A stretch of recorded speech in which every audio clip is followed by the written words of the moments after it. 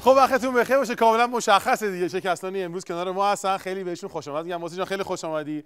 بعد قایم کردی میکروفونو. نه با اجازه بزرگان علی علی انصاریان به زور داد دست ما اینو. عرض سلام و ادب دارم خدمت بیننده‌های محترم.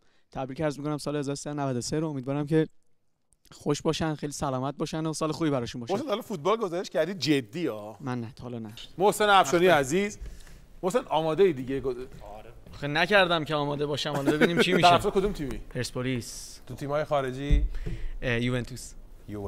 طرفدار تیم مزهی با ارادت داریم. تا قبل از اینکه حالا بچه‌ها میتونن یه تیم یوونتوس پیدا کنن پخش کنن. نه اونجوری هم نه، چون اسمشون رو واقعا نمیدونم. بسم الله الرحمن الرحیم. سلام عرض می‌کنم خدمت تمام بیننده‌های محترم شبکه 3 سیما. بازی کره جنوبی و ایران رو با هم دیگه می‌بینیم. بچه‌های ما خوب بازی رو شروع کردن. نمیدونم ایشون کیه ولی داره بله از وسط زمین رد شدن.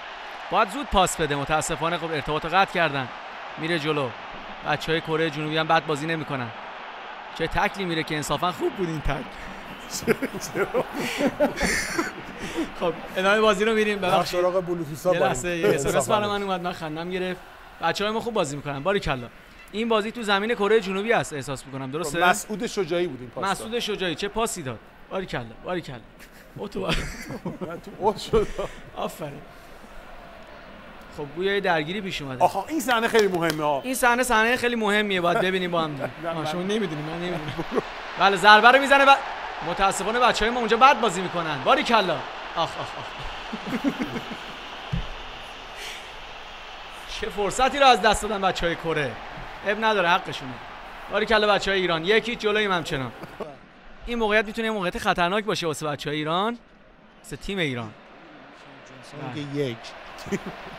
خب میتونه الان این صحنه آفساید باشه ولی نه. چه ضربه ای رو میزنه. بچه‌ها توپو برمیگردونن نیمه‌های زمین. خب با دست گرفت. این حرکت خیلی غیر ورزشی بود. این کارت داشت به نظر من. عبدالرضا اکبری. نه عبدالرضا این بازیگره که عبدالرضا اون بچه‌های خودمون الان با بازیگرای مهران رنجبر پاس داد. برو. سفر کشکولی توپو میگیره. نمیدونم اون بازیکن اسم بگم راحت ترم. آره برو. چه توپی رو گرفت. باریکلا. عنایت الله بخشی با سن و سالش خوب بازی می‌کنه. اسم کره یارم بساز.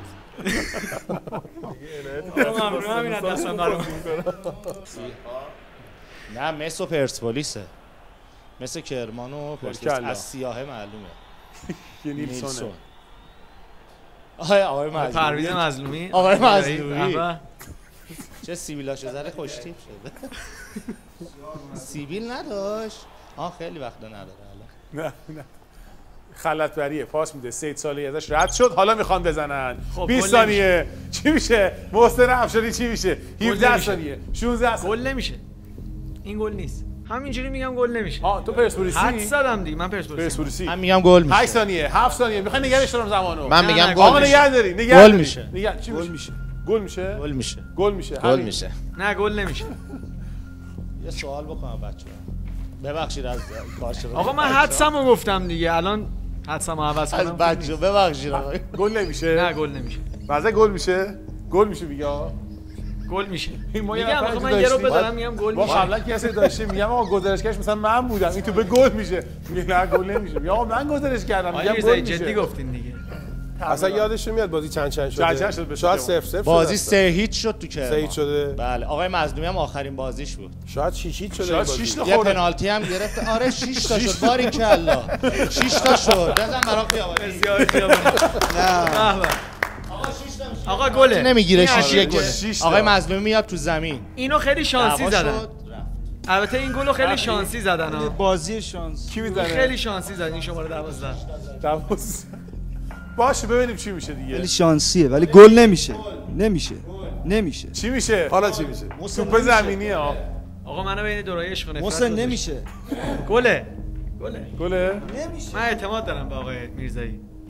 باشه می گل دیگه. از مزه کمک گرفت.